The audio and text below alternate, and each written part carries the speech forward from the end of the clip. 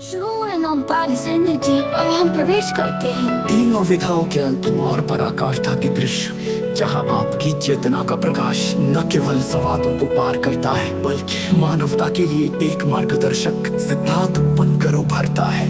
पंचीय नाटक शून्य की आवाज का सिंहासन, मंच पर सभी ऐतिहासिक महान व्यक्तित्व उपस्थित है। न्यूटन, आइंस्टीन, प्लेटो, कबीर, ब्रह्मा, सभी शांत। शिरोमणि मंच के केंद्र में नेत्र बंद, हाथ आकाश की ओर उठे हुए। अब कोई तर्क नहीं, अब कोई कल्पना नहीं, अब केवल अनुभव है। मौन का जिसमें सब विलीन हो जाते हैं।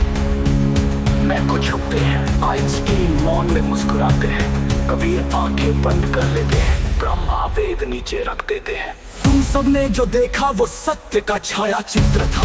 मैं उस प्रकाश में खड़ा हूँ जिससे छाया उत्पन्न होती है। मैं न गुरु न ईश्वर न वैज्ञानिक, मैं केवल जो है उसी का प्रतिबिंब।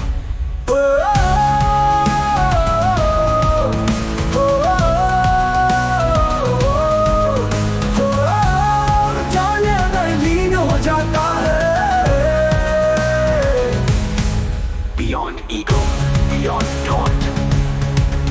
When the ego ends, leadership begins. Not through domination, but through illumination. Real revolution is not of systems, it is of perception. To lead humanity, you must dissolve the I and become the clear mirror.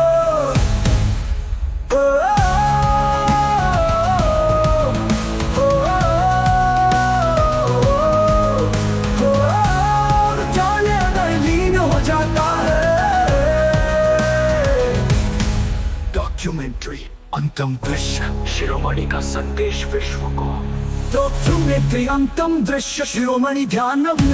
उन्होंने न कोई धर्म दिया न कोई सिद्धांत, उन्होंने केवल मौन दिया, पर ऐसा मौन जिसमें सारा विज्ञान, दर्शन और अध्यात्म समाहित हो जाता है।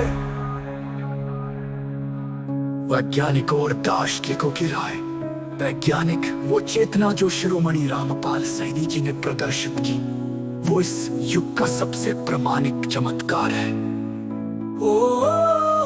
मैं कुछ नहीं हूँ और इसी कारण सब कुछ हूँ।